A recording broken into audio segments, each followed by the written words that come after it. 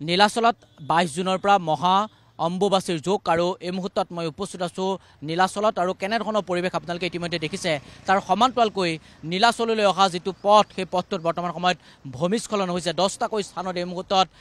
ভূমিস্খলন হোৱা দেখা পোৱা গৈছে এই মুহূৰ্তত আমি দৰ্শকসকলক দেখাবলৈ চেষ্টা কৰিছোঁ কিছু সময় পূৰ্বে আমি পোনপটীয়া সম্প্ৰচাৰ দৰ্শকসকলক দেখাইছিলোঁ কেনেধৰণৰ এটা পৰিৱেশ বৰ্তমান সময়ত গাৰ্ডৱালসমূহ ভাগি পৰিছে 22 জুনৰ পৰা মহা অম্বুবাচীৰ যোগ আৰু সেই মহা অম্বুবাচীৰ আগমুহূৰ্তত দেশৰ বিভিন্ন প্ৰান্তৰ ভক্তসকলে এই স্থানলৈ আগমন হৈছে বিভিন্ন প্ৰান্তৰ ভক্তসকলে এই স্থানলৈ আহিছে কিন্তু তাৰ আগত এনেধৰণৰ এটা পৰিৱেশ বৰ্তমান সময়ত জিলা প্ৰশাসনে যেনেদৰে এই গোটেই বিষয়টো গুৰুত্ব দিব লাগিছিল তেনেধৰণে কিন্তু গুৰুত্ব দিয়া দেখা পোৱা নাই কথিত সাংবাদিক ৰাকিবুৰ আছে মই আপোনাৰ কাষলৈ আহিছোঁ যিটো পৰিৱেশ আমি ইতিমধ্যে দৰ্শকসকলক দেখাইছোঁ এটা ভয়াৱহ পৰিৱেশ যিকোনো মুহূৰ্তত কিন্তু ভয়ংকৰ ঘটনা হ'ব পাৰে কাৰণ কাষতো কেইবাখনো গাৰ্ডৱাল আছে ইতিমধ্যে এটা বাসগৃহ এটা কাৰ্য এই মুহূৰ্তত এটা ভাঙি দিয়া হৈছে বিভিন্ন স্থান আৰু এই মুহূৰ্তত কি ক'ব চাওক কল্প এতিয়া মই এটা কথা ইয়াত আপুনি যিটো কথা ইতিমধ্যে উল্লেখ কৰিছে যে এই যিটো ঠাই এই স্থান আছে কিছুদিন পূৰ্বে ইয়াত ভয়ংকৰ এটা ভূমিস্খলনৰ ঘটনা সংঘটিত হৈছিল য'ত এই প্ৰকাণ্ড গাৰ্ডৱালখন খহি পৰিছিল আৰু তাৰ পাছতে দুখনকৈ বাহন ইয়াত ক্ষতিগ্ৰস্ত হৈছিল সৌভাগ্যক্ৰমে কোনো লোক হতাহত হোৱা নাছিল কিন্তু আজি আপুনি যদি আমি যেতিয়া গোটেই পথটো নীলাচলৰ পথটো আমি উঠি আহিছোঁ যে এই নীলাচলৰ পাহাৰৰ বিভিন্ন ঠাইত আমি দেখা পাইছোঁ বহু ঠাই এতিয়াও ভূমিস্খলন প্ৰৱণ হৈ আছে এতিয়াও যিসকল জনসাধাৰণৰ নিৰাপত্তাৰ কাৰণে শংকামুক্ত তেওঁলোকৰ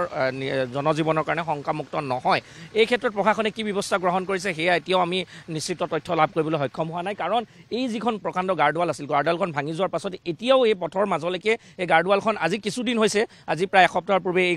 ঘটনাৰ পাছতে এই ভূমিস্খলনৰ ঠাইখিনিত কোনো ধৰণৰ এই ব্যৱস্থা তেওঁলোকে যে আচলতে এইখিনি ব্যৱস্থা তেওঁলোকে ল'ব লাগিছিল বা তেওঁলোকৰ কি ব্যৱস্থা গ্ৰহণ কৰিছে সেয়াও কোনো ধৰণৰ নিশ্চিত তথ্য আমাৰ হাতত আহি পৰা নাই এটা কথা ক'ব লাগিব যে তেওঁলোকে ওপৰত থকা ৰেষ্টিং ছেট যিটো অইল ইণ্ডিয়া লিমিটেডৰ যিটো ৰেষ্টিং ছেটটো বিপদজনক অৱস্থাত থকাৰ কাৰণে তেওঁলোকে ভাঙি দিছে কিন্তু আন ঠাইত য'ত ভূমিস্খলন প্ৰৱণ হৈ আছে সেই ঠাইত কি ব্যৱস্থা গ্ৰহণ কৰিছে সেয়া এতিয়াও নিশ্চিত তথ্য আমি লাভ কৰিবলৈ সক্ষম হোৱা নাই এনেহ'লে যদি আৰু কেইটামান দিনৰ পাছতে আৰু তিনিটা দিনৰ পাছতে নীলাচলৰ বুকুত যি অম্বুবাচী মহাযোগ হ'ব অম্বুবাচী মহাযোগত দেশৰ লাখ লাখ ভক্ত ইতিমধ্যে ভক্তসকল আহিছে লানিয়ে তেওঁলোকৰ যি আমাৰ দেখা পাইছোঁ যে ওপৰলৈ আহি আছে গতিকে তেওঁলোকৰ যিটো নিৰাপত্তা সেই নিৰাপত্তাৰ দিশটো কি হ'ব সেয়া এতিয়াও আমি আচলতে চিন্তনীয় বিষয় হৈ পৰিছে ধন্যবাদ জনাইছোঁ এই মুহূৰ্তত কথিত সাংবাদিক ৰাকিবুৰে দৰ্শকসকলক উল্লেখ কৰিলে যে আজিৰ পৰা কিছুদিন পূৰ্বে এই ঘটনা সংঘটিত হৈছিল তাৰ পাছতো